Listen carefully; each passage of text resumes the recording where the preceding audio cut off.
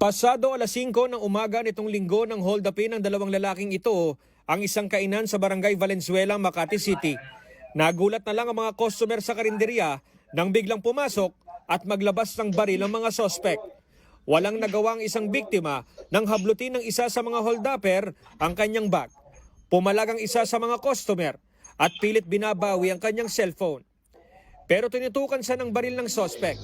Mahigit 1 minuto lang na isagawa ang pagnanakaw at pagkatapos ay tumakas sa mga sospek sakay ng motorsiklo. Sabi nila na parang huwag na po yung mag-ingay, kunin, bigay mo po yung mga gamit niyo sa amin. Tapos sa'yo na lang. May nakita ko na may kinuha po ng phone ko. So, nakilaan ko pala. Tapos tutok po yung baril sa mukha ko. Tapos sabi niya, bawal maingay. Kabilang sa mga nakuha sa mga biktima ang iba pang gamit gaya ng cellphones at camera na ginagamit nila sa trabaho bilang event staff.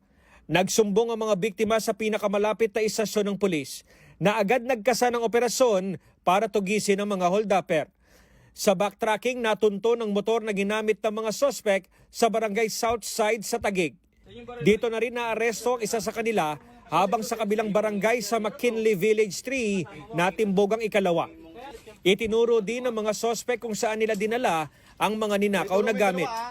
Ibinao nila sa hukay ang mga ito, pati ang ginamit nilang baril sa pang-hold up.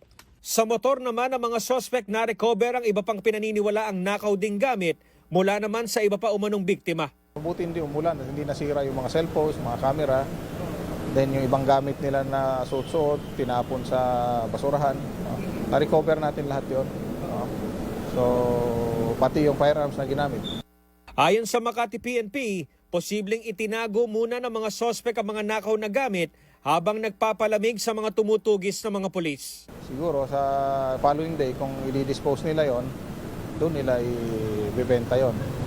At gabi natin nakuha na, madaling araw. So, hindi na natin tinantanan hanggang sa ma-recover lahat yung mga gamit. Dati nang naaresto sa kaparehong kaso ang mga sospek. Tumangging magbigay ng pahayag ang mga sospek at sa korte na lang umano dedepensahan ng mga sarili.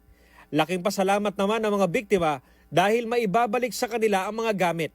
Opo, kompleto naman po. Andun din po yung wallet ko. Tapos lahat ng cards ko, kompleto naman. Buti naman. Salamat po Makati Police. Maharap sa kasong robbery ang mga sospek na nakakulong na sa Makati City Police. Jeff Caparas, ABS-CBN News.